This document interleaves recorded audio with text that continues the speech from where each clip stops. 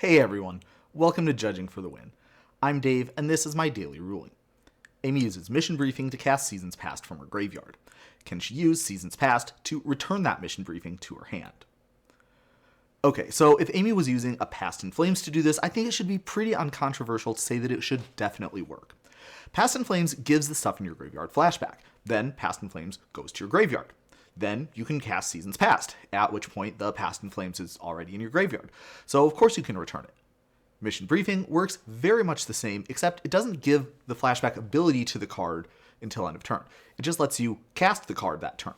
The Seasons Past doesn't gain some ability that lets you cast it. There's just a note somewhere in the game that you have permission to cast it that turn.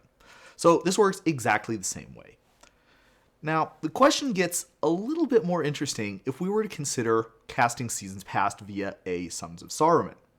Notice that unlike Mission Briefing, Summons of Saruman does not say that you can cast the spell until end of turn. It just says you can cast it. This small change in wording indicates a complete difference in how these cards work. Summons of Saruman doesn't function by granting you special permission to cast the spell for a certain amount of time. You just cast the chosen spell during the Summons of Saruman's resolution. I made a whole video where I talked about this kind of effect in detail, but for now, let's just consider the ramifications as they pertain to this question.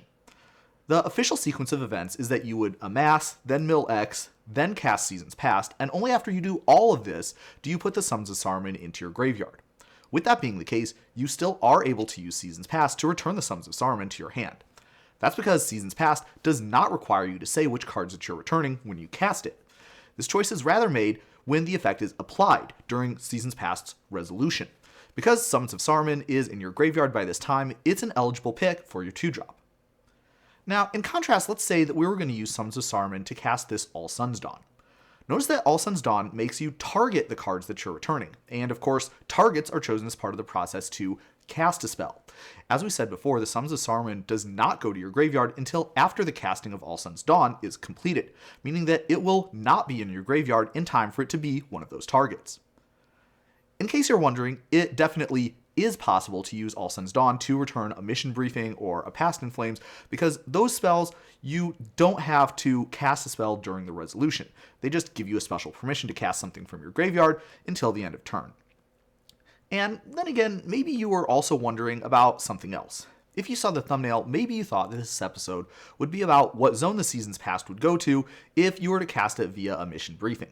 And that's a great question in its own right, but it isn't really related to this one other than that it happens to use the same cards.